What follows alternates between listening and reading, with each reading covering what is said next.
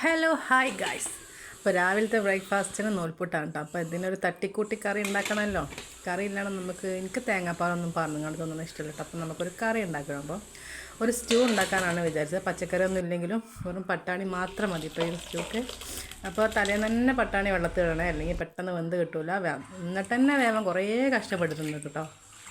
തലേന്ന് വെള്ളത്തിലിട്ട പട്ടാണി ഇതുപോലെ കുക്കറിൽ കഴുകി വൃത്തിയാക്കിയതിന് ശേഷം ഇട്ട് കൊടുക്കുക. എന്നിട്ട് നമ്മൾ എരിവിനനുസരിച്ചിട്ട് ഞാനൊരു 4-5 പച്ചമുളക് ഇട്ട് കൊടുത്തിട്ടുണ്ട് കേട്ടോ.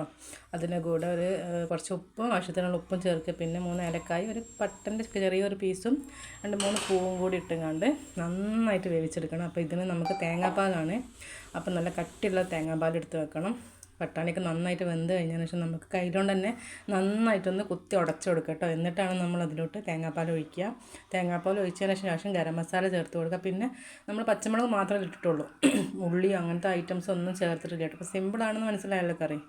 കുട്ടികൾക്കൊക്കെ വളരെയധികം ഇഷ്ടം, കാരണം ഈ തേങ്ങാപ്പാലിൻ്റെ ടേസ്റ്റും കൂടുതലായിട്ടുള്ള സ്പൈസി ഉണ്ടാവില്ല.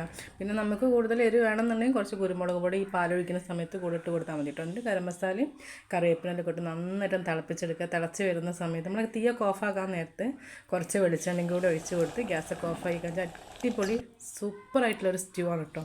സിമ്പിളായിട്ട് ഉണ്ടാക്കുക, കുറേ പണികളൊന്നും എടുക്കും വേണ്ട. എന്നിട്ടിത് നൂൽപുട്ടിൻ്റെ കൂടെ പത്തിരിയുടെ കൂടെ ഒക്കെ കൂട്ടി കഴിക്കാം കേട്ടോ. അപ്പോൾ ഇഷ്ടപ്പെട്ട എല്ലാവരും ലൈക്ക് ചെയ്യുക, ഷെയർ ചെയ്യുക, സബ്സ്ക്രൈബ് ചെയ്യുക.